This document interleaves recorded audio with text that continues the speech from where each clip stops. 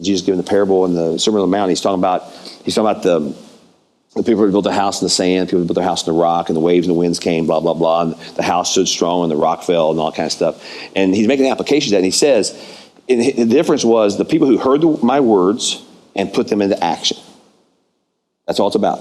They heard my words, they put it into action, they're the house built on the rock. They heard my words and not put it into action, they're a house built on the sand.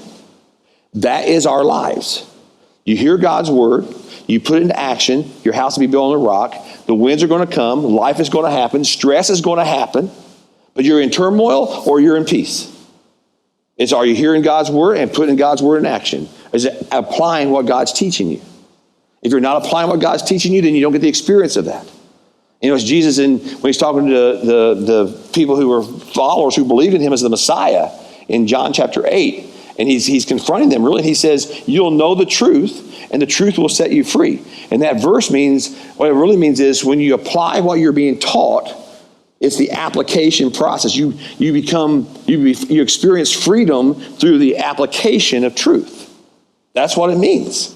And so it's not about head knowledge. It's not you will know truth and truth will set you free. That's not what it's saying. It's saying when you experience truth in application, that's when you find freedom. How do you find peace?